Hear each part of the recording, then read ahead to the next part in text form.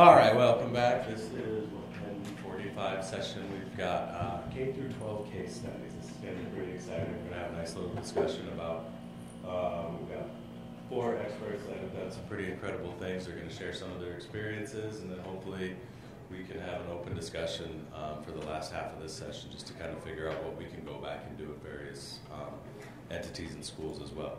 We've got Melissa Terry, Ann Gritzner, Craig Wood, and Joan Leavens here today. I'm going to start off with Melissa. She's a graduate student researching food policy at the University of Arkansas, as well as co-author to The Guide to Conducting Student Food Waste Audits, a resource for K-12 schools, which I believe is at the EPA table. So in the exhibit hall, when we go in there, it's at the EPA table. If you want to get a copy of it or just start really picking her brain about everything there, feel free to do so. She's coordinating this research with EPA, USDA, the World Wildlife Fund, and the Environmental Research and Education Foundation. So let's give a little round of applause and thank Melissa.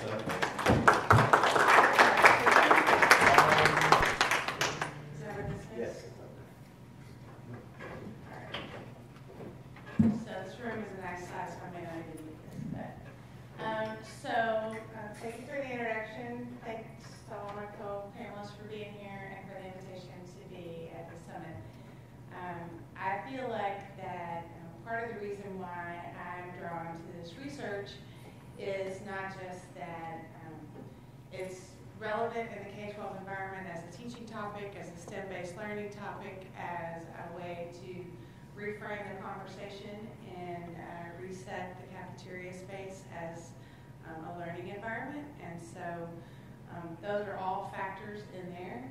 But one of the biggest factors is because food waste is a big deal. And we hear the number about 40% of food is thrown away all the time. But really the main thing is that considering wildfires all down the West Coast, warmer oceans and hurricanes on the Atlantic southern seaboard, etc. I think that our kids are going to need some really good tools to work towards reestablishing some atmospheric and planetary balances. And so part of that, giving them that tool, is an understanding and a toolbox for how to talk about and how to work towards food conservation in the context of solving some of our basic problems.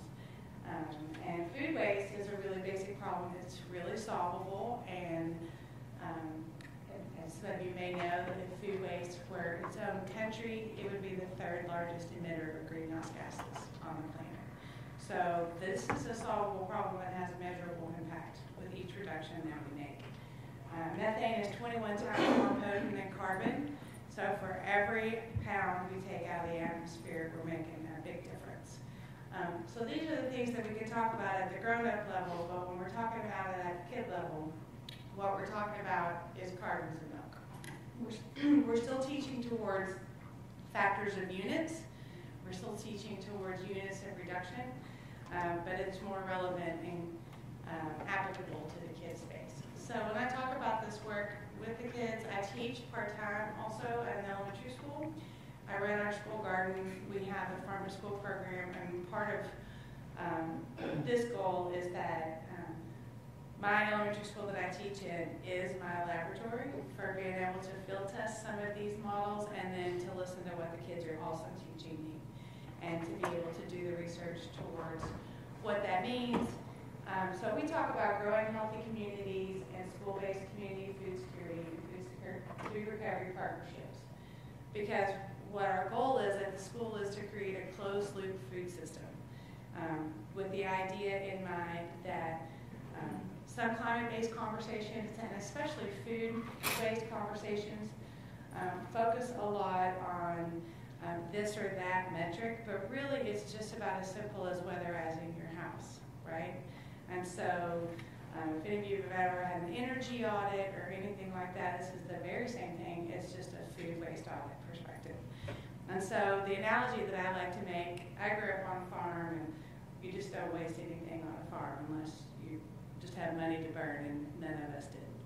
So, in thinking about units of loss, so one of the things, rather than get fixated on specific data points and solutions, one of the ways that I like to look at it is that we're all standing in the middle of the house in a room that's really, really cold, and it's really easy to get distracted looking for the thermostat rather than to look for the open windows.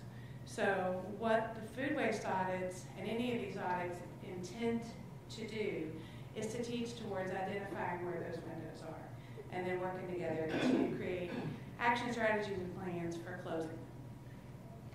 So, okay. In Arkansas, one of the ways that we're talking about our approach to food systems work is that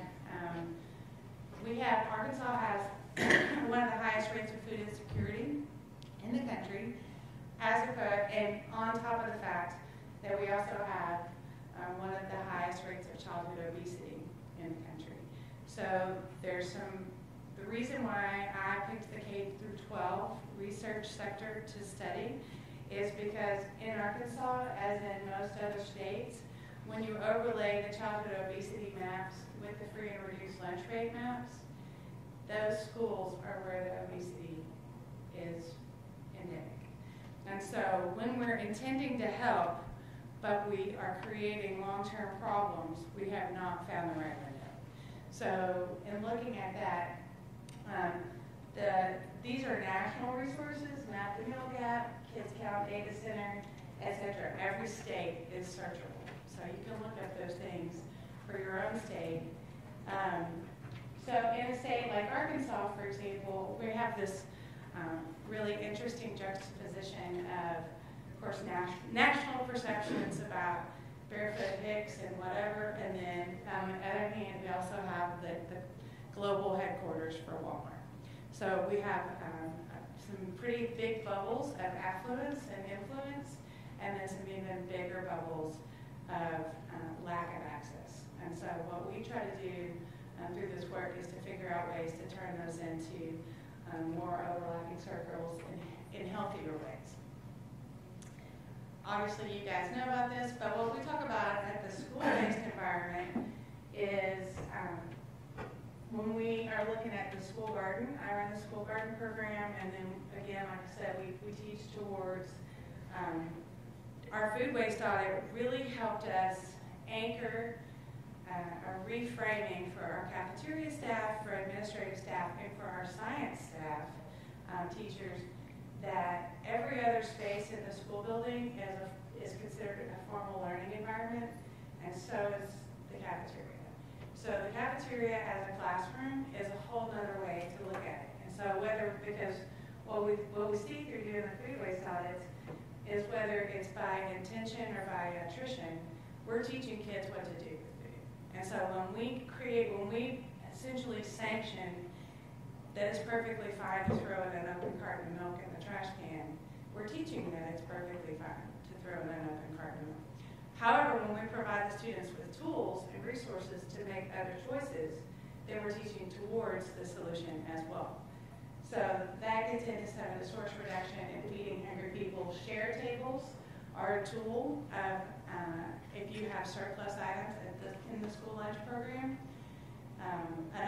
So we'll get into the weeds of that real quick. What's our time frame? We've got until lunch for all of us. Okay, and then there's 4 of us. Okay. We'll just keep going.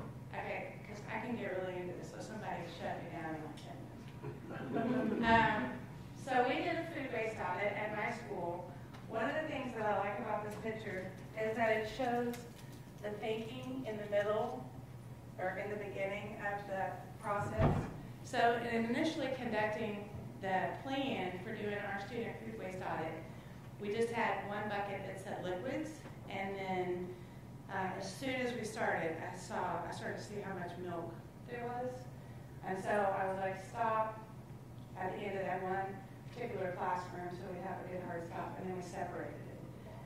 Sophistication with a Sharpie and a piece of tape, that's what happens when you do research on the fly. But from all the other audits, we kept them separated.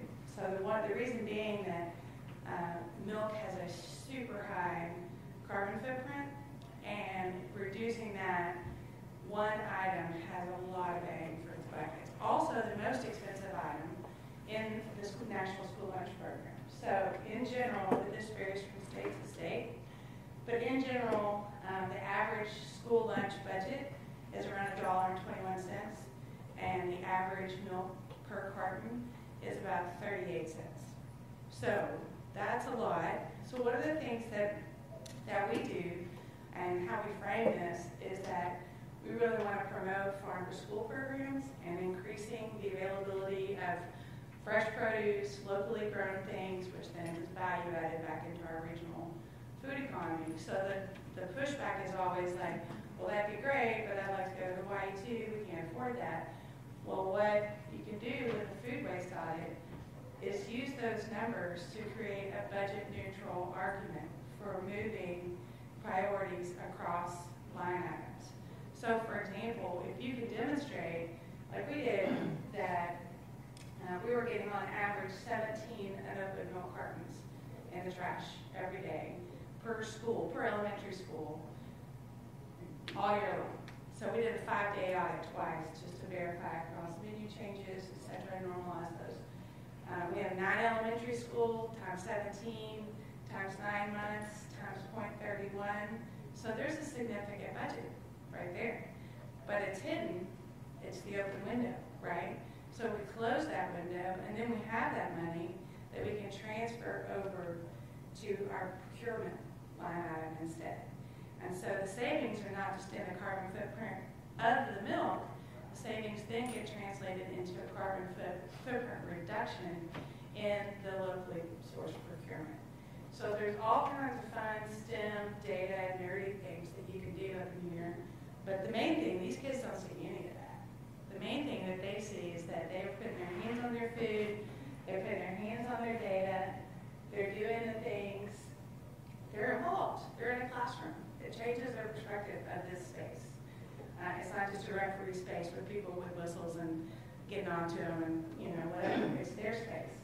So one of the things that we did to remedy the high volume of milk that we noticed is that we did some research. And we went through the BIN Center at Cornell, which is the Behavioral Economics and Nutrition Center.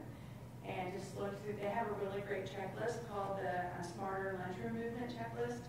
And it kind of just gives you a way to walk around your cafeteria and reframe it as a lunch room, like a classroom space. So one of the things that we noticed is that when we did our first audit, we were like, well, why in the world is there all this milk? And it's because everybody still thinks milk is mandatory. And it was when we were growing up, but milk is not mandatory. Passed the Healthy and Hunger-Free Kids Act of 2010. All the menu nutrition requirements are now located on the plate. It used to include the milk as a supplemental nutrition source, which made a lot of sense at the time, but we've grown past that. So milk is not mandatory in an offer versus served school. So we were like, well, not only is the milk waste a big deal, but if they're leaving the cafeteria without having had anything to drink, then they're also dehydrated. So as the parent of little kids, like when my daughter comes home from school, their lips are like white. I'm like, when's the last time you had a drink of water? And she's like, I don't know. I'm like, jeez. I see you with a water bottle. What the heck, man? Anyway, and so like they're not drinking, and anyway. And there's all kinds of empirical research that connects the hydrated brain to behavioral outcomes, and that's a whole other field of study. My point is that we looked at some of what the public policy and social science world considers nudge spaces. How do you use spaces in between problems and potential strategies to create the remedies that you're looking for? So our remedy is we wanted to reduce the milk waste and we wanted to increase student hydration. Well, so there's water, obviously. We have a water fountain in the cafeteria. You can see that back there. You can see it back there. But there were no cups. So we're like, why don't we have cups? That's crazy. So we went to our PTO and asked if they would help us buy some cups for these 8-ounce reusable cups as a pilot. And then we went to our school district nutrition director, and at first he was like, no, because it's going to be too much work for our staff, blah, blah, blah. And I was like, well, why don't we just time how long it takes to go through that washer right there? And it was like 7.5 seconds. So I was like, really? So I was like, just 30 days. We'll do it at the very last month of the year so that if this is the worst idea you've ever had, nobody will even remember it in September. And he's like, okay, fine, just get out of my office. So we did it, and I stood there at the water fountain with kids, you know, and helped them kind of get used to this new pattern that they didn't have to take milk. We did signage, you don't have to take the milk, please take milk if you want milk, but don't take the milk if you don't. And you're welcome to have a glass of water. And anyway, so, you know, there's always like this sort of surge period where like something new, and so they're gonna over participate because of something new, right? So we let it go out for that. It was actually 5 weeks. And so in the last week of school, we did a whole nother 5-day student food waste audit using the very same protocols that we had done before. And what we found that is just by having these cups, we reduced our milk waste by 21%. So this pilot that we had to talk the district into, that our PTO had to pay for the cups, which was, by the way, like a whole $115. It's like not a huge investment. Anyway, long story short, now all of the cups are in all of our elementary schools, all 9 across the district. And then we're doing some further studies to look at the financial impact of that. So the kids loved it. We reduced the milk waste. They left with a hydrated brain. And then we demonstrated a reusable aspect of how to solutions-based thinking. So that's like one of the best benefits of doing the food waste audits is, again, that you can see where those windows are. So just to review that real quick, reducing milk waste through behavioral economics. Milk is not mandatory in offer versus serve schools. Easy to reduce by just offering reusable, washable cups. We reduced our milk waste by 21%. And then in a hydrated brain is happy brain. So this was, the next domain is the share tables. So that was source prevention. And this is feed people first. We're going to work our way down through the hierarchy. So this was the, I don't know if you guys can see that without me falling on the stage. When we did our food waste audit, the top picture is the breakfast audit result of unopened food, and these are 2 from a lunch.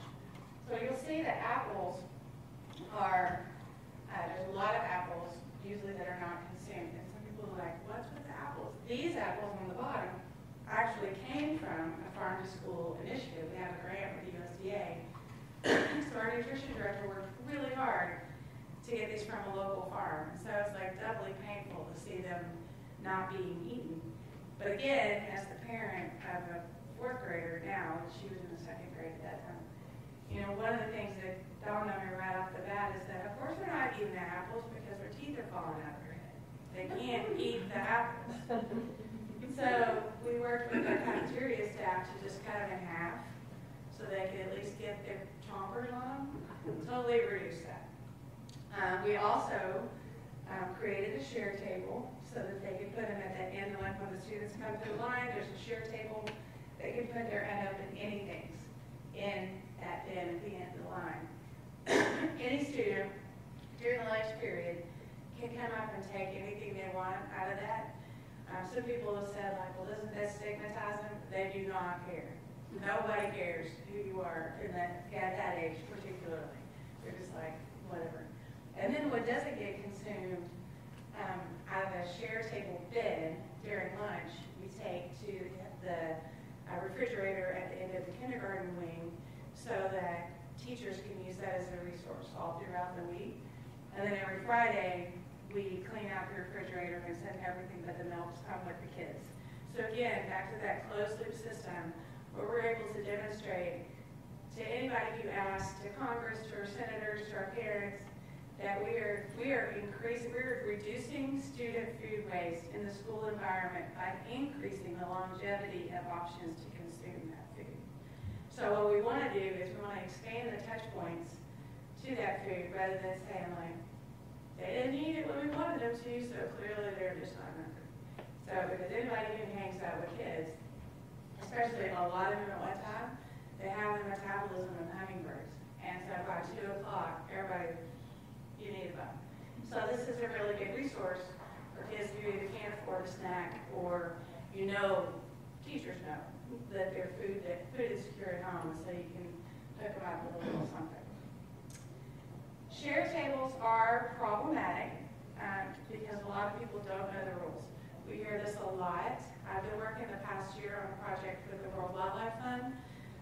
We expanded this model that we did in Northwest Arkansas. I did 6 schools, rural schools, urban schools, semi-urban schools, just to see if there was any difference in the outcomes across the demographics, and there really weren't. So with the World Wildlife Fund, we expanded that to 100 schools across the country last year. We're still crunching some numbers on that, so that'll be a presentation. Hopefully by the end of the year we'll have our final report together. However, one of the things that we found right off the bat, I wonder, can I click on this, do you think? One of the things that we found was that there was a lot of confusion about the law. And so I wanted y'all to see this site, Further with Food. This is a digital library that's the combined effort of the USDA and the EPA and 6 other national nonprofit foundations. You can go on here and search for anything related to reducing food waste. So, for example, share tables. So these are documents, this is where I upload all of our research as it comes online. So there's a little article that was in the Farm to School days, the use of share tables, all that stuff. So that's just a resource for you guys to check out. Uh-oh.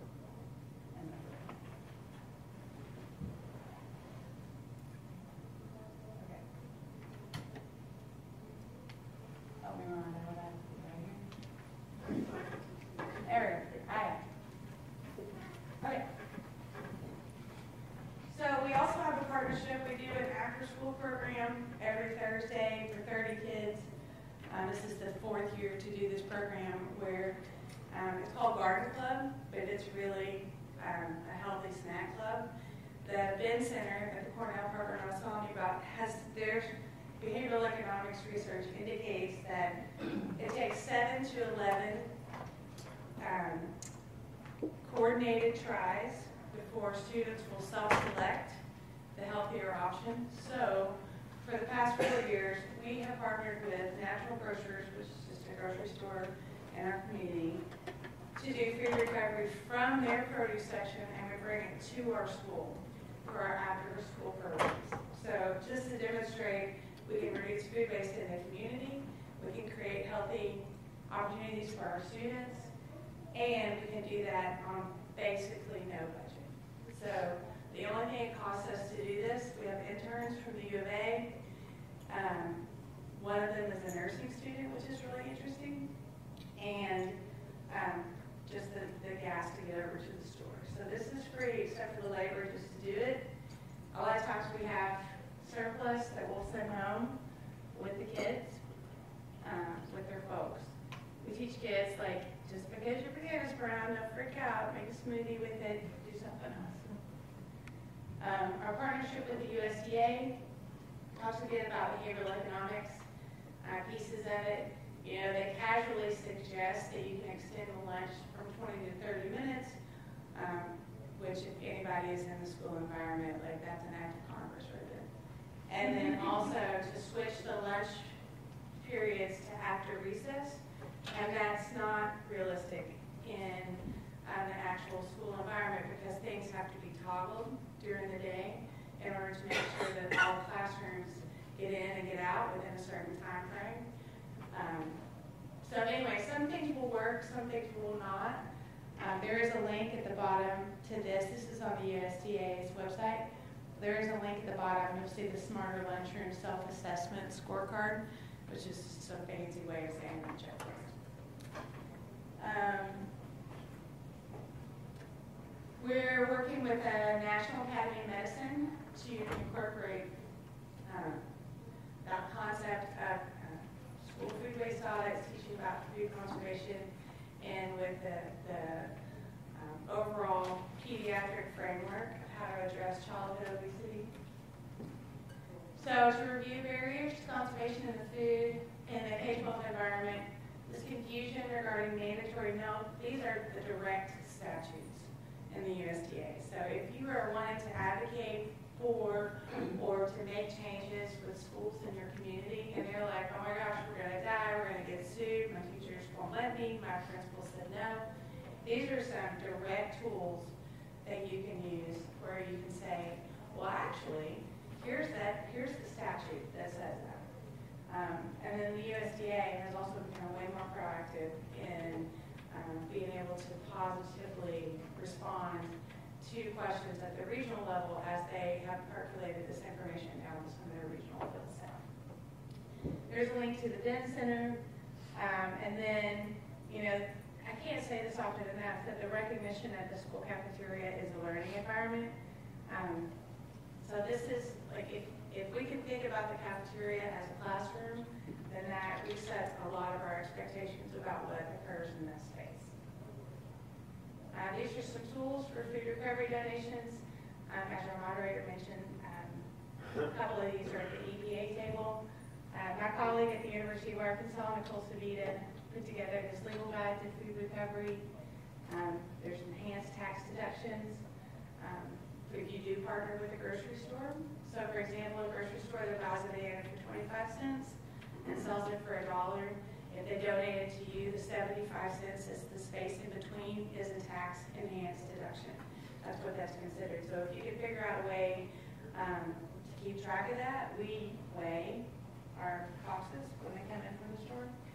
And then there's just some other resources for you guys.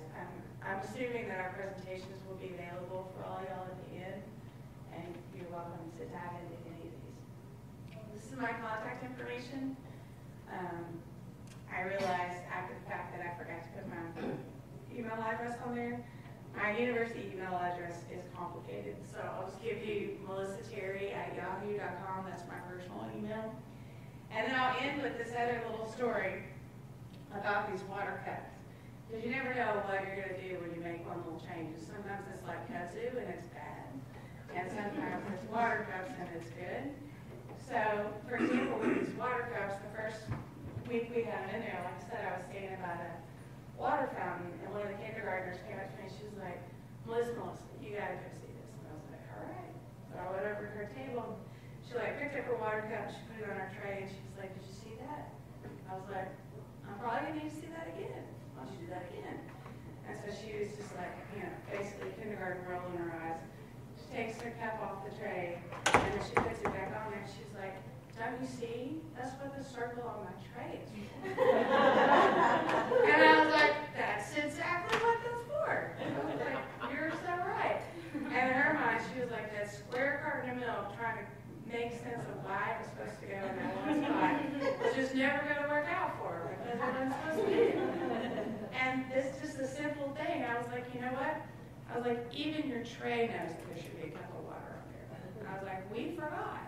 We overthink things sometimes when we forgot. That water is just, it's just super basic, and you just need something to drink in the middle of the day. So anyway, I think one of the things I like about that story, other than like just the practical magic of inside a kid's head, is that sometimes the simplest solutions are already right there, you know, and that's a window that we closed just by going back to something that our grandparents would be like, what? So, coming and being able to speak about this with you guys today is a real honor and a privilege, and I'm looking forward to hearing what everybody else has to say.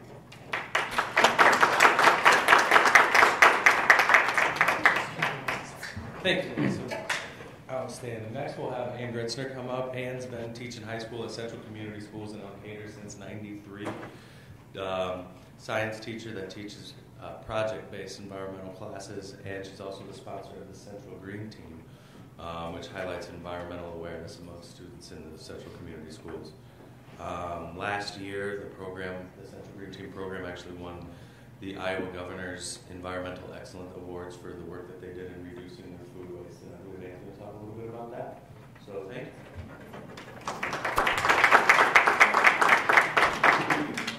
Okay, well, he's getting my slides set up, I'll just tell you a little bit about the district that I teach in. We are in a very small district in northeast Iowa. We're in the town of Elkader, which is a town of about 1,200 people, and there are about 420 students, K-12, in our district. And so we are very small. And as far as the information that we have in working with the Iowa Waste Reduction Center, as far as I know, we are the only on-site student-designed, student-run compost program in the state of Iowa. There are other schools that are composting their waste, but it's more that they have a company that comes in and does the removal for them. And so basically what happened is a school board member came and talked to me in the spring of 2014, and they said, we're very concerned about the amount of food waste that's going out of our cafeteria. So I said, well, I've got an environmental science class, I'll put my best minds on it. And we decided to kind of do a food audit, maybe not as math-oriented as they did, but we decided to do it more visual-oriented. So we took all of the food that we collected at lunch one day, and we dumped it out in the middle of the street behind the school. The news came and filmed it. All of the kids were paraded by it every day after lunch, and this was the pile of food, and this was early in the day. It got bigger as the day went by. And so that was in May 2014. And after that, then we decided to see if kindergartners can compost. Can they get things separated to a degree that it can be composted? And so we went in and did some education with our elementary kids, and my high school kids went into their classrooms and taught them how to compost. And then we just kind of ran a few days at lunch to see if it worked. We didn't have a compost facility at that time, so we had to find something to do with the compost. So luckily one of our staff members had an active compost pile, so she said, I'll take it all home, we can dump it in my pile. We found somebody to take the meat and the milk and the bread and everything that she didn't want in her compost pile. And farmers took it home and fed it to their chickens, and they fed it to dogs, and somebody that was making dog food took a bunch of the meat. And so the kids found places for all of these to go. So we did a feasibility study. It was feasible, but that's about all that happened. Then in March of 2015, I had 4 industrious young men that decided that we'd waited long enough. It was time to actually get this thing off the ground. So they started a pile right in the backyard of our school, and they built bins that we could dump the food into every day, and they made a collection system, and we separated all of our waste. They got the aluminum cans to be recycled. They met with the school board and said, yeah, we'll switch from paper cartons to plastic cartons because we have a stream to recycle the plastic cartons where we couldn't recycle the paper ones. And so we were doing really well. And then winter hit. And that next fall, our compost pile stopped composting, and it had snow on top of it, and it just wasn't working. And so the students realized that we had a problem, and they were ready to abandon ship. And I said, well, I'll just wait. This lady from the Iowa Waste Reduction Center sent me an email after we were on the news. Let's call her and see if she'll give us some help.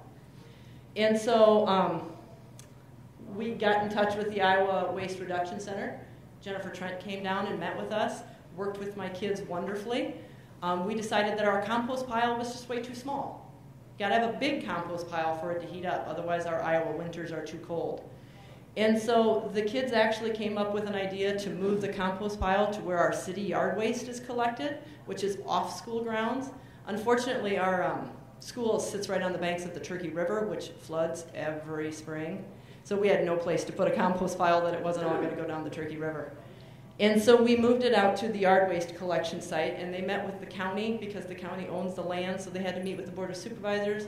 They met with city leaders, and this was all done by high school kids. I did not go to either of those meetings. These juniors and seniors did all of the legwork on this. So we got a pile. They got an agreement with the city that they will dump the compost for us. So, and I'll show you a little bit about our system. So great, we've got a compost pile. The DNR came and visited. We got a permit to compost. Everything's going good. We're still having problems because now we've got all this plastic. And this should say fall of 2016. I jumped ahead. But fall of 2016, we realized that we've got all this plastic in our compost pile. That's just not good. Nobody wants compost that's full of lunch waste. And so we decided we needed to make some improvements on that. So we changed some serving things. When you're talking about making the cafeteria a classroom, ours most definitely is a classroom. That is where my kids do their best work. They weigh, they measure, they sort. They're keeping track of every little thing that's going in the waste. We know that we've got a problem with silverware going in there. Let's find a way to fix that. So obviously you put your silverware before you dump your trash. Easy enough. We've got ketchup packets and ranch packets and all these things because we have to have certain sizes for everything. And we got that to calibrated pumps instead. So we got rid of all that plastic. And so, again, this is all student generated. And then the other thing that they started to investigate is, can we get rid of our milk cartons rather than recycling them? Can we just get rid of milk cartons and serve milk by the glass? Well, we ran into some stumbling blocks there. We had a local dairy that was willing to do it. They would even bring the machines in and do a pilot program for us. And we just couldn't get our cafeteria director on board. So I haven't let that go yet because we have a bond issue. We're getting a brand new cafeteria. So I'm hoping in a new cafeteria, maybe the food service director will be a little more willing to work with us on that. I don't want to put down our food service director, though, because she has been awesome through the whole thing. Not many food service directors would work directly with kids the way ours does. She truly is an educational staff member, not just a non-certified staff member. She truly works with the kids and does a great job. So then this group of gentlemen down at the bottom here, when they were sophomores in my biology class, they said, we're going to take global science next year, Miss Gritzner. And you know what we're going to do? We're going to buy worms. Because composting would be much better with worms. So they started a GoFundMe page, and they raised enough money, and they bought 15,000 red worms that we now have an active worm bin. And they got a farmer to donate a stock tank, and they rigged it up so they can collect the water off the worm juice off of the vermiculture thing, and they had their soil tested to see what the worms are producing, and they compared the school garden to the worm composting to the regular composting, and then summer came, and there's no more food from our high school cafeteria in the summer, but we still have 15,000 worms that need to eat. And so they partnered with a local business, and the local business saved all of their produce over the summer, and the guys would come a couple times a week and pick up the buckets by the back door of the restaurant and feed their worms. So I had 2 of the high school boys actually kept 15,000 worms alive all summer long. So when we started the school year this year, we went out to the compost pile, and we found that it's kind of been taken over by weeds. We did with a gravel pad, and the gravel just isn't a big enough weed barrier. So the kids are still working on it. I've got a group of kids now that are investigating ways that we can possibly get a concrete pad paid for so that we can have our compost on concrete instead. In ways to maybe educate the guys that work for the city a little bit more about composting so they understand the importance of turning it and what needs to be done to keep it active. So I've learned a tremendous amount about composting in 3 years. I think my kids have learned a lot about composting in 3 years. And more importantly than that, they've learned problem solving because it didn't work the first time out. We had to change things on the fly. First day we're sorting things at lunch and it doesn't work. You got to get out the Sharpie and rearrange things. So this is basically our system, and we do this with everything from kindergarten through 12th grade. So we've got a station set up where the kids separate their lunch. And this picture was actually taken at the very beginning of the process. And if you notice the amount of wasted fruits and vegetables on the tray, we've actually fixed that problem because it's all a distribution thing. We've now put our salad bar before our hot food line, so kids can take fruits and vegetables off the salad bar, and then if they take fruits and vegetables off the salad bar, they don't have to take them off the hot line. And so that mixed vegetables, which that kid, when he took those mixed vegetables, had no intention of eating those mixed vegetables. If he had taken carrots or lettuce or something else off the salad bar, then he could have passed on the vegetables in the food line, and then they would be going to the compost. So by the kids having to sort their own trays, and they do it daily, we learned 2 things. One, we learned that the kids don't want to deal with the food, so they're more likely to eat it or not take it. because they don't want to have to deal with it at the end of the line. And two, it's really easy for the cooks to look in the bucket and see what got eaten and what didn't. And they know exactly what's being thrown away, and we've made some menu changes because of that. Then after we've got it all sorted, our milk cartons get recycled, and then the vegetables and fruits get composted, and we collect it in a manure spreader that was donated by a local farmer. And then we use corn stalks as our carbon source, and those are also donated by local farmers. And when we talk to the farmers, we say, you know, the oldest, cruddiest looking corn stalk bale is what we want. So don't bring us the nice new fresh one. We want the one that's already partially broken down. And so when we started this, these four gentlemen right here, and there's one more, there was 5 of them, they actually built an addition to our school bus garage. So we have a place to keep our carbon source dry and park the manure spreader, and now our worm bin is under there in nice weather too. And so they actually again did a GoFundMe page to get money, and then the school board helped them out on that too. So we dump it in this manure spreader, and because we are such a small school, it takes us close to a month and a half to fill a manure spreader. And then the city comes and dumps it at the compost site. And so this is the compost site, which is out, again, where the city of Elkader collects their yard waste at a county-owned facility. And it's thrown there, and we did get permitted by the DNR for a site that collects less than 2 tons of compost per week. And so we don't have to pay for the permit or anything, we just have to fill out a yearly report on it. And we had to have a sign, and it had to be locked, and again, the kids did all the research to find out what had to be done to make that happen. Then we found out to make the compost usable, the corn stalks leave it pretty bulky, and so they sift it so that it's a little bit more user-friendly. And then most of our compost goes directly into our school garden. If we have extra, then a lot of times staff members will say, hey, do you got any compost? And we'll take it. We have tried using it in our greenhouses in the biology department too, but we tend to get fungus flies. And so we have to be careful how much we put in the greenhouse. So what are our successes? We went from throwing away approximately 218 pounds of waste per day from lunch to less than 10, and it's probably less than 5 on most days. And most of the waste that gets thrown away in our cafeteria comes from the students that bring their own lunch.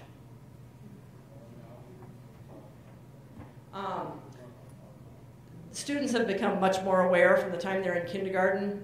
A lot of them have started composting programs at school. A lot of them will actually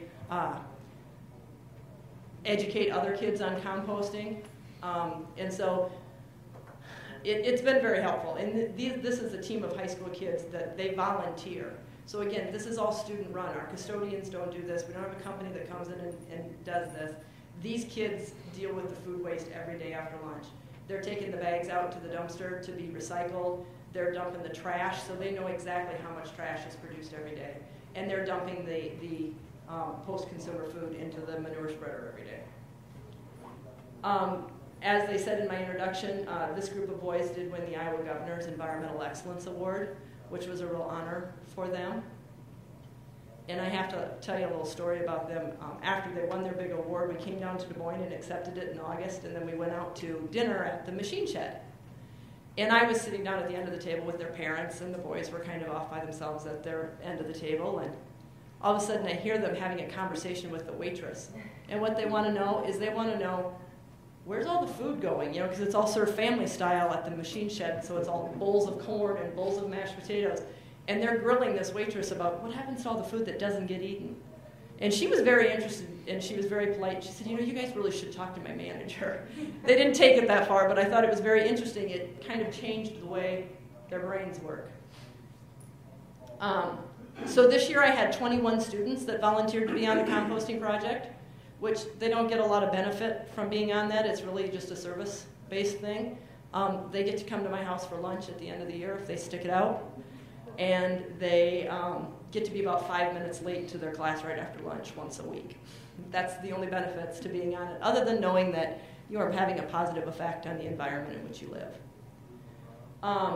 Students are still actively researching it. We aren't done. It's not like we started it and boom, it works, everything's great. There's still problems. We're still problem solving it. We're still improving it every year. I've got 2 students right now that are currently in college that are working on sustainability. The one pictured here is Carissa Moyna, and she's currently at Iowa State, and she's working with the compost facility that their dining hall has, and this is Iowa State's dining facility. Ours is not nearly that big. And then I have a student currently at Loris that's working on getting their cafeteria composting like what he did at Central. And so Loris College has actually hired him to help them compost. And then the students are still trying to reduce, because that's our overall, and I can't teach the kids that enough. It's reduce, reuse, recycle for a reason. And composting is essentially recycling. So if we can reduce our food waste first, that's our major priority, because we don't want to waste the food. So we do the sharing tables, and like if there's a whole bunch of bananas left at the end of lunch, they'll serve bananas on Wednesday, and then if there's bananas left on Thursday, we get bananas on Thursday too, and if there's bananas left on Friday, they're probably still good, so we have bananas on Friday too. And then at the end of Friday, if there's still bananas left, usually they will send them with the football coaches. So halftime of the football game, the football team has bananas, or oranges, or apples, or grapes, or whatever's left. Or we have a 9th period during the day where all students have kind of a homeroom in an intervention period, and they'll send the excess fruit up for teachers to feed during 9th period, because, like I said, kids are hungry all the time, especially high school kids. And I guess that's it.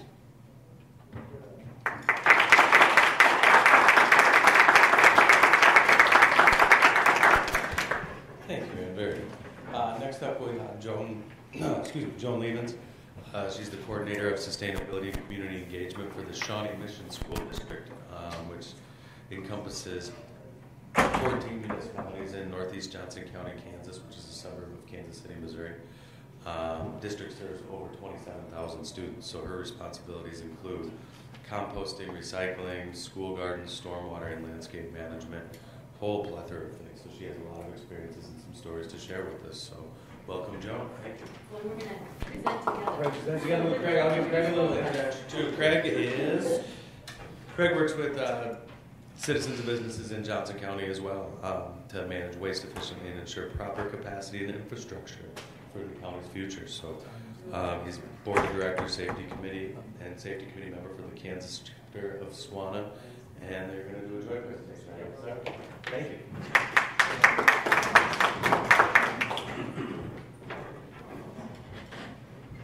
Thank you for the opportunity to share our story.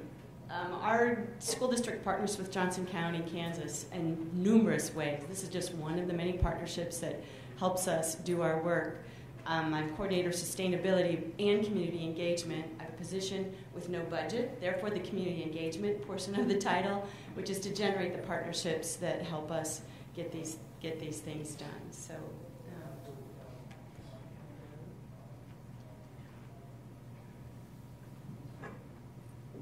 I'm going to get this started because I guess I was there at the beginning. And when I started with the county, I had been in environmental consulting for quite a while and decided that trash was my calling.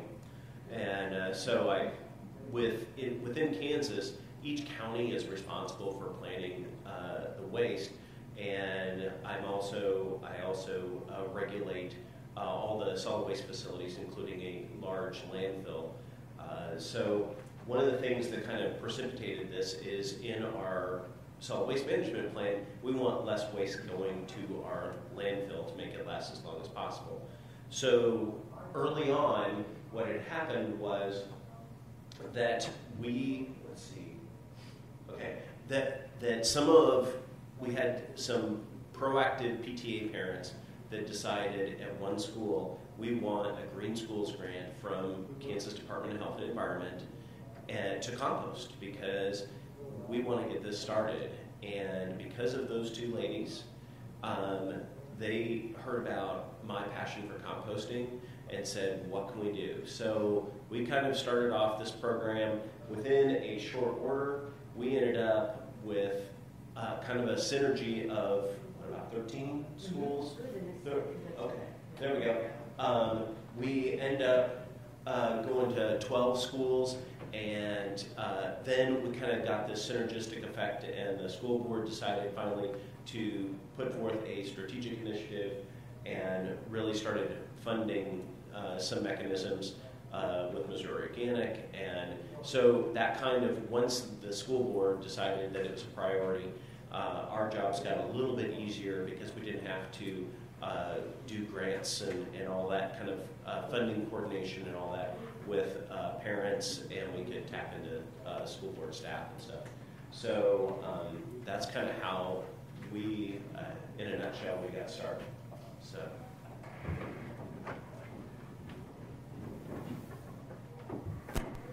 So in addition, we have 50 schools and administrative centers in our district. And these first 12 schools came on board totally as a grassroots initiative. That grew to 20 schools eventually, and that was the point at which the school district got a new superintendent. He set sustainability as a district priority, and he established this position. And one of the items in the strategic plan is that all school district cafeterias would be composting by the end of the 5-year plan. So hopefully by the end of this year, we are on track to have all of our schools and administrative centers composting in the school cafeteria. This school was one of the early schools during my tenure. I've been on the job about just over a year and a half. But this is a school, an elementary school in the district, and it was a project-based learning opportunity. The students decided this was what they wanted to tackle. They devised the system. They made all the contacts. They visited one of the schools that was already composting, looked at their system, tweaked it, made some improvements, developed their own signage, worked with a custodian, worked with Missouri Organic, the commercial compost hauler. And this essentially is the system we've adopted district-wide. It's color-coded bins. There's the initiatives there. I'm going backwards. Let's go the other direction and see what happens. There we go. These are the key partners that work with us. The Johnson County Health and Environment provides us a grant each year of $5,000. There's a commercial grant process, and maybe you'd like to talk about that. Yeah. Well, what we realized is that instead of just focusing on certain things, that it's really to our financial advantage to get some money into the system to prevent waste from going in there. And so we got the go-ahead to really start a program of assistance for commercial entities. So we can do up to, typically we'll do up to $500 assistance for any kind of infrastructure, mainly bins, bags, signage, things like that we can help out with. But with the enormity of Shawnee Mission School District, we decided to do $5,000 a year because we were looking at all these different schools, and so we wanted to coordinate that and then have that come through the school district rather than have every single school be individually done. And that way we've got consistency across the entire district and consistent signage so that when kids go from elementary to middle school to high school, it's all consistent. In addition, and this part is huge, we do go every other week. We roll out another school. We spend 5 days in that school. We monitor, stand over the trash bins, monitor the trash, help the kids understand what goes in what bin and why, and do you really want that milk? And we have that conversation as well. But they provide the staff also. That I'm there every day, but they beef us up. When we're at the high school, they bring as many as 3 people to staff all of the different sites within the cafeteria and in the mall or the bridge or whatever the auxiliary cafeteria area is. And so therefore we could not do it. It requires a culture change, and it requires that time spent working with the custodial staff, with the school district or the building administration, We even go and educate the teachers. They don't necessarily have lunch duty, but we set up a composting system in the teachers' faculty lounge as well, so that they get to participate in this. WCA is our recycling partner. They recycle our milk cartons, and they at this point provide our recycling services free. At one time, they gave us money back for recycling, and the market is such that they no longer are able to do that. Most of the school districts around us are paying for their recycling. We are very blessed to have this relationship continue to support this effort. It's part of what makes it cost effective. US EPA helps us crunch our data, we table together at various community events. Republic Services is our trash hauler in Missouri Organic. Kevin Anderson is here. They are our compost hauler. Compost is a set fee.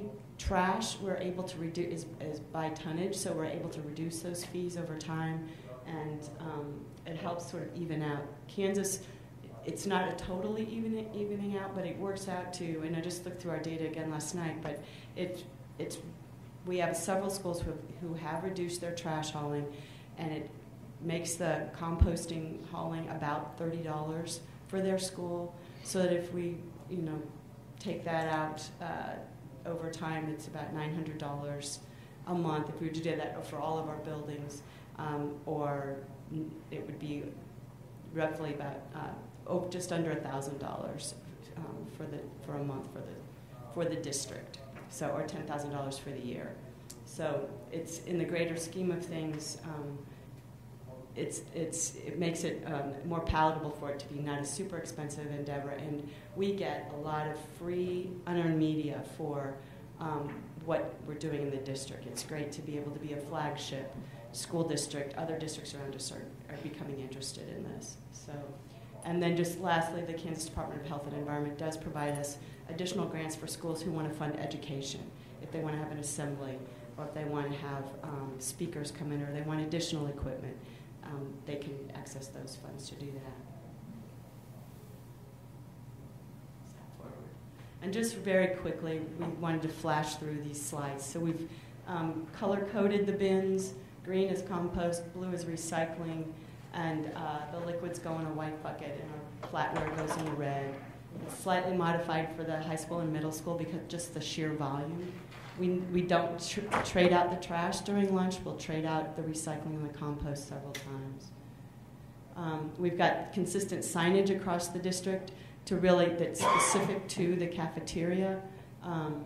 So that's been very helpful. And again, we've tweaked that throughout the course of the year and a half, and this is our latest iteration. As we go school to school, we find there are improvements made in each building.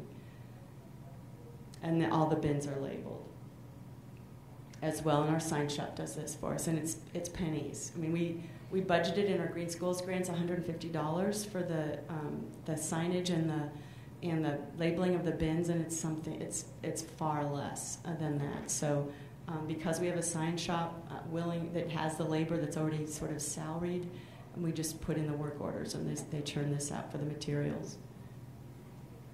And then this is the forks and spoons. We ran into the same issue. Forks and spoons first, then the liquids, and that then can go right into the recycling.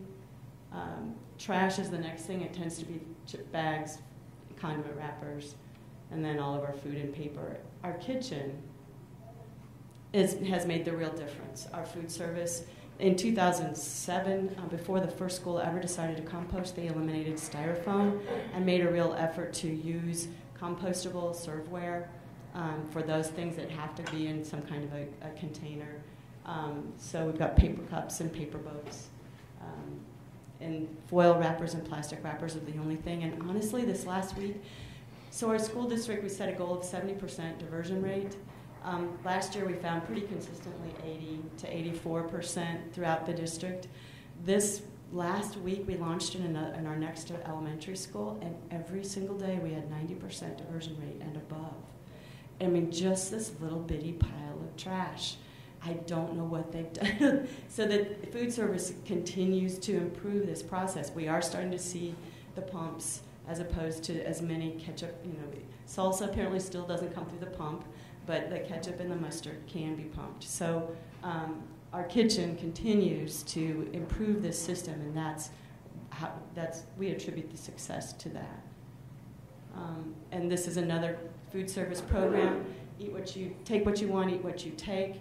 They worked with an elementary school to create a video that was written in part by food service, but the students also helped put it together. It's very powerful, and it's the students explaining the two concepts: take what you want and eat what you take, but also you need to just choose 3 of the 5 food groups. And the food service director explained it to me most graphically by saying, if you choose a cheese pizza, that is a grain and a dairy.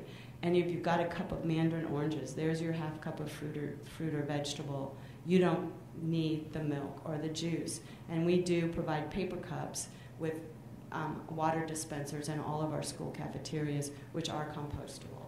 So it's been it helps reduce. The other thing is that we used to have share tables. We still have a nurse's table, but we have such a large student population and a lot of students with very severe allergies who travel with EpiPens and at the elementary level are not all that able to self-monitor, and they're out of the supervision of their teachers.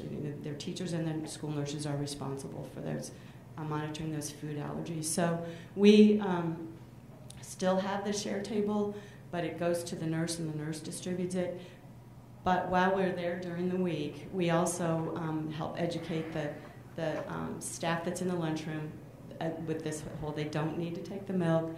They just need to take the 3 to 5 food groups, and we require the students to open it and pour it out.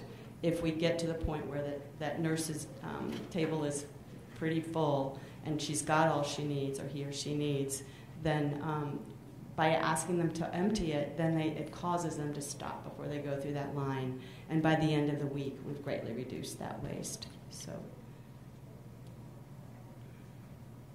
And this is a Johnson County program. And I'll let Craig talk about this. In working with businesses in general, we wanted to have some sort of award program.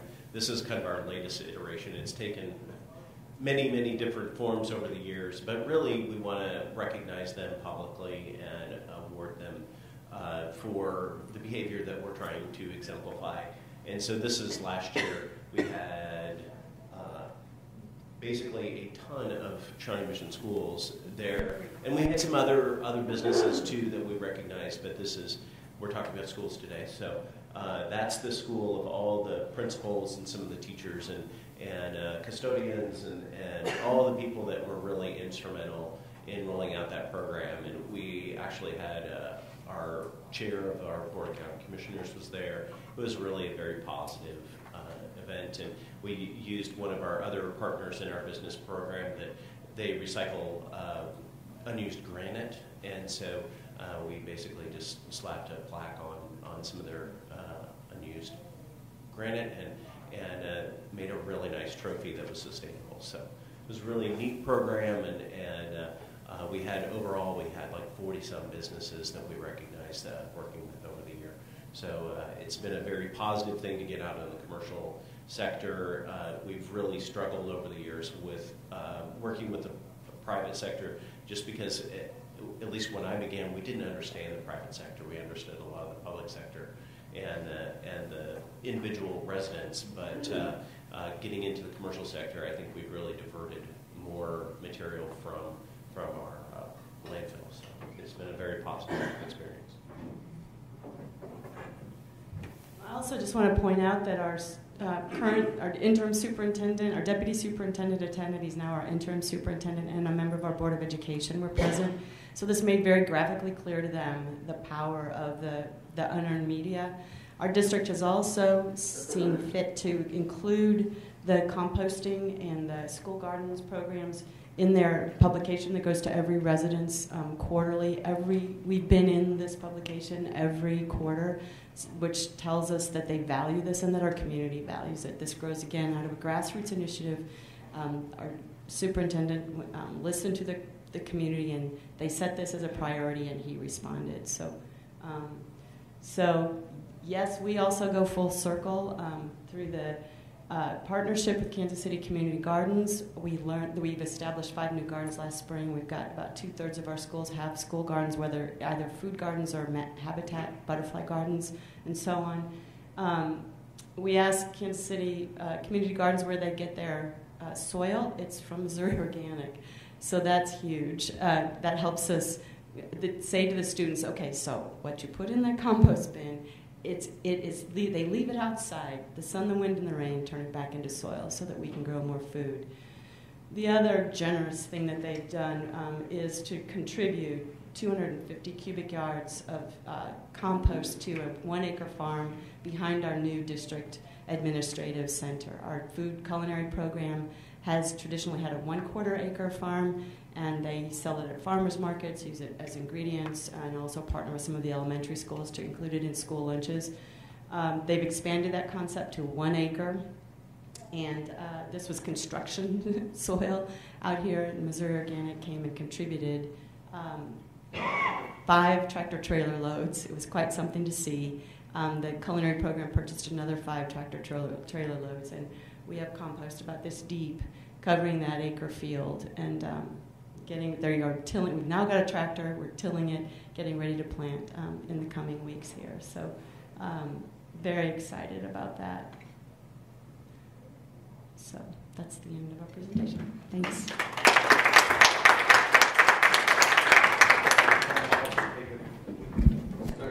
Any questions from anybody that we have? We'll bring the panel up here. We've got about 5-7 minutes before lunch begins, and so do we have any questions from the audience? Yes. Oh, I just have a question for Joan or Craig. Did you find that until you had the superintendent, once the superintendent came in and he promoted sustainability and sort of a more environmental viewpoint, that you started to see change in the schools? Because we're running into a little bit when we go reach out to certain schools is that they don't feel like they have support by their superintendents or leadership, so they just don't do anything. I guess I'll talk a little bit from the county's perspective.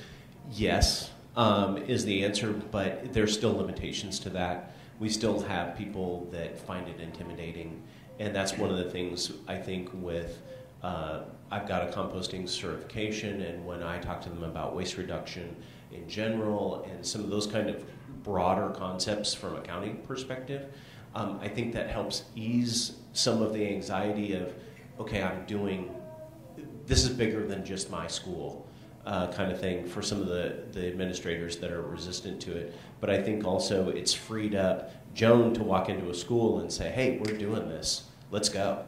And she's got the resource in us, and she can deflect some of those technical questions to me or to other colleagues. She can put off social media stuff off to our social media people. So it's a nice thing to bounce back and forth, I think, between our two organizations to have a bigger picture from a county perspective, and then also she's got the district-wide perspective too. And I will say it's a game changer. I actually was on the Board of Education. I worked for Kansas State University, and the food group came to me and said, we just need these, we just need to have the compost bags, the compostable bags on the vendor list. Can you just get that done? And we took that forward, and that was kind of the first nudge to say, okay, now the district's going to support this. But the game changer really was having that superintendent support, having one person. We have 50 buildings. So each, Kevin at one point was dealing with 50 individual schools. And now they come to us, to my office, and we can get the word out. Plus it's got that push that this is who we are and this is what we're doing and this is how we define ourselves. And we've got the resources here collectively to help hold your hand through the process. I have a question for you guys, actually, for all of y'all. Is anybody in this room that's a teacher or classroom teacher? So this question is for you. So when I hear stuff like this, my public policy mind immediately scrolls up because, there's these different levels of altitude. Like we're doing some good field work, and we've got a good ground game, and now we've got some political cover with the regulatory protections and whatnot. And what I hear us really talking about is how do we create the meta story so that we're not having to do this on a case-by-case basis. So I guess my question is, what's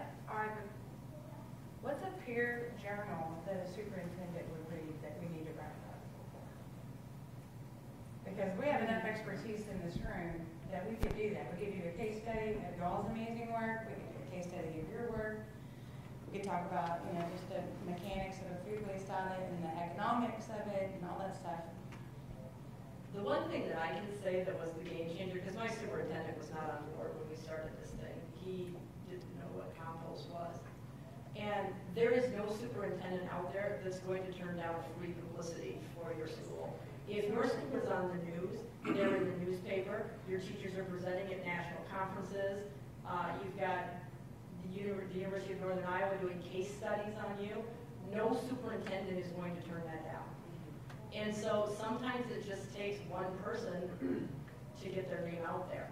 And so, we were very fortunate in that we just called up the local news station and said, this is what we're doing. You want to come out? And they said, yes. And then, then the Iowa Waste Production Center and Jennifer Trent contacted us, and that made another partnership. And like I said, it took us, 2 years to get to that point, but again, no superintendent is going to turn down free publicity because every school district out there is competing for kids. Because especially where I am, declining enrollment is real. When you only have 420 kids in your building, if you lose one kid, that's huge. And so sustainability is a way that we can market ourselves. And most superintendents will see that as a huge tool to use. And the other thing that I can say is that if you're struggling with superintendents, get 17-year-old boys to go in and talk to them because you cannot say no to a 17-year-old boy that's determined to get a composting program. And I know you found this to be true, but it's taking students to present to the mayor and the city council. We have 14 municipal partners, but landscapes and sustainability and landscaping is also part of what I do. Saw the mayor, I know he's heard all the reasons for why we need to do this, but until he heard the high school students explain it to him, he just turned and said, you mean it uses less water? You mean it doesn't cost as much? I know he's heard that, but again, the students presenting. So I think that what we're talking about still are individual tactics, and so that is really important. Like one really high media thing that you could do is October is National Farm to School Month. So this is just my personal experience, but if you schedule a school food waste audit during National Farm to School Month, you'll get a lot of support from the National Farm to School Network. Your senator will want to come and get a photo op at your school. This has happened with us twice, where our senator came and when we have a photo of him with the kids doing the food waste audit, but then also out in our school garden. Like he walked the whole circle of our closed loop system twice. And so then, like for example, when our publication with the USDA and the EPA, the protocols, like the actual formal guidance document, got bottlenecked in publication just due to politics and administration change. In a completely unanticipated move, we were able to call that same senator and say, can you help us figure out what's going on? Why is this not getting published? And he was like, oh yeah, I know exactly what you're doing. And then, 14 days later, it was cleared. So there's all kinds of multiplier effects, but again, I think that from a practitioner's perspective, and just thinking again at the meta level, like trying to find on-ramps into these higher policy, like I'm an AmeriCorps National Service member veteran, and one of the core planks of our training was if you go to where the people are, you don't have to have a rally, right? And so I think that that's our challenge as this field matures and that this sector of study and academics becomes more and more validated and more important.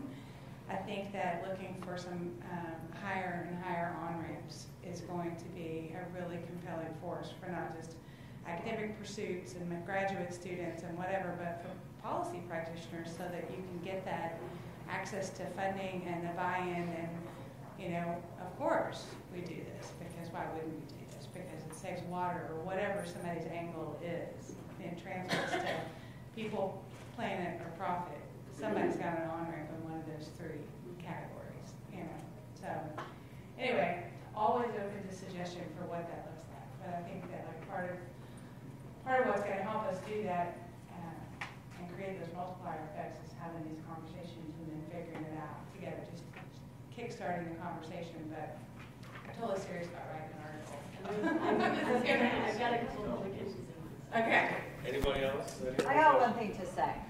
So in my mind, you know, I've been to a lot of places to help them reduce food waste. And, you know, I'll go and offer our free services, and I'll say, you can compost on site. You have the room. And they're always like, there's so much work. There's so many policies. And I'm like, I know 5 high school kids who did this. And you're a large corporation with money. You can do this. So the kids that I met at Elkader at Central Community School just blew me away at how forward-thinking they were and problem-solving they were.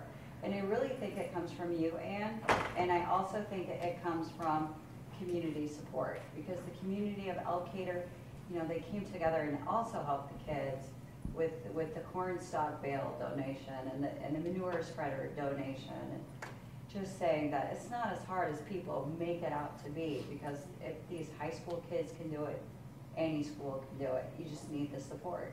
It isn't as hard, Jody, but as we experienced with our 12 audits, like Des Moines Public Schools, they don't have everybody on board. That's the problem. Superintendent, and you know, he's not super receptive to the idea. But that's the partnership you guys have with So- the school district and the county. Just fascinates me, because I think of back when we tried to get Blackhawk County Health Department and the Waterloo School District to work together, just the room. It would just be an administrative nightmare.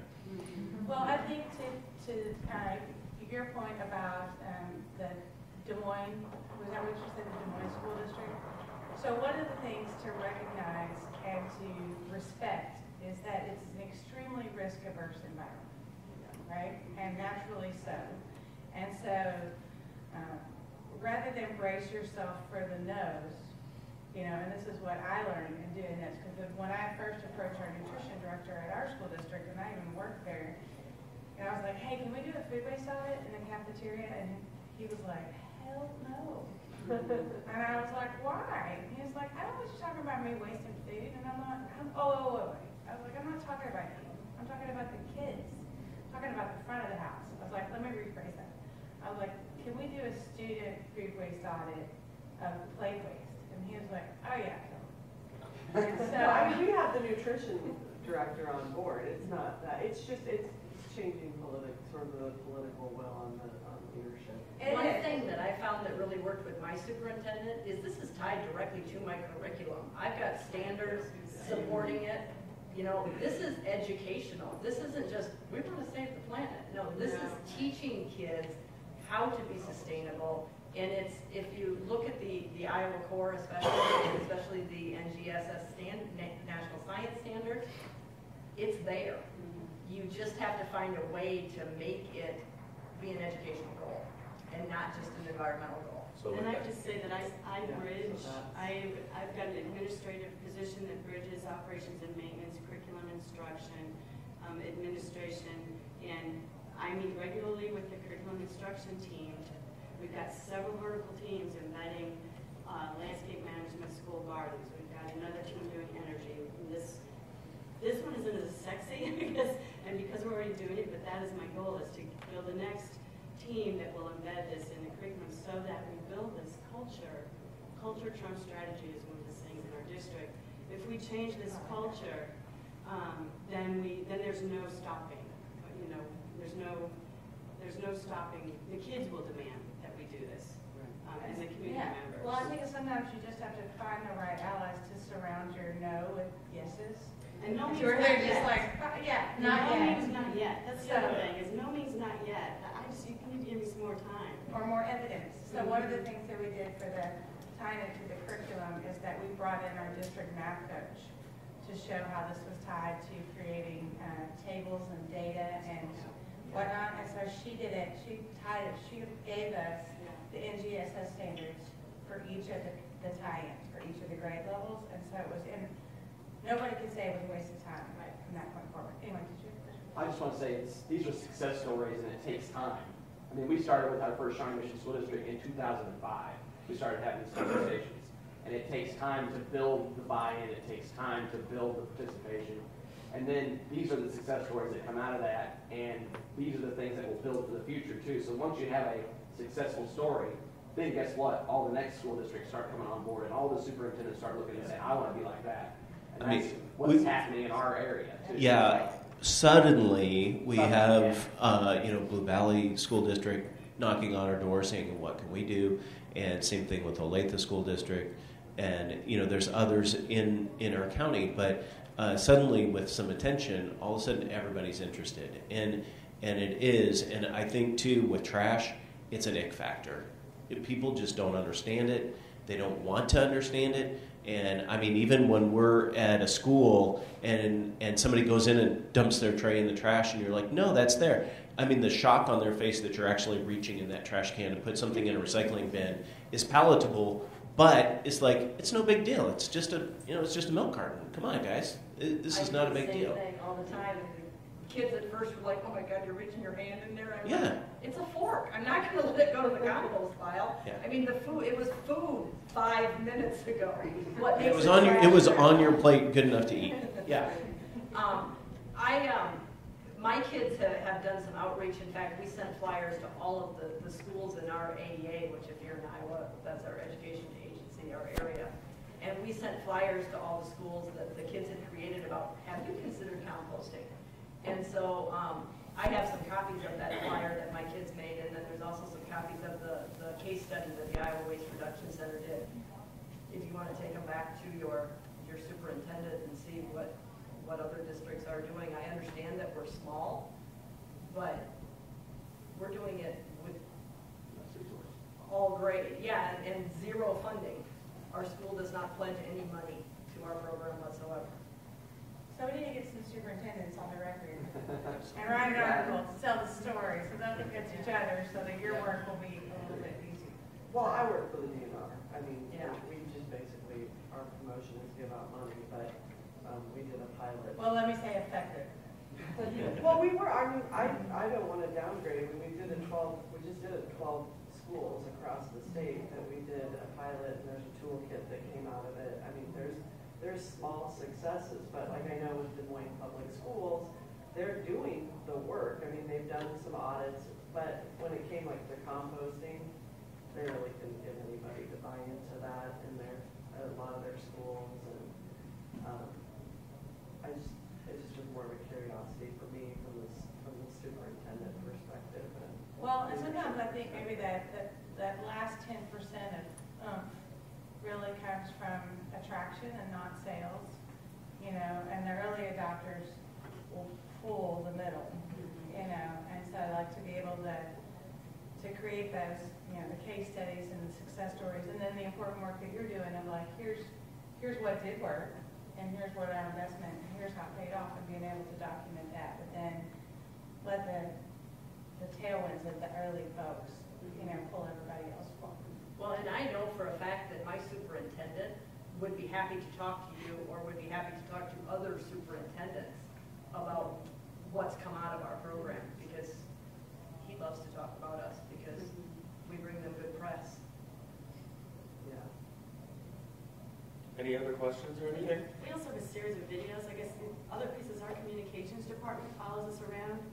And so we've got little tweetable segments on biking. Our superintendent shows up to biking and walking to school, and he shows up for this award, and he shows up, and then we do a little explanation of what that is and why this is so cool, and then it goes out. And we, anyone is, I can share those, but it's a great explanation, because a little bit more of an explanation, you see the glitz of it, you see the shiny.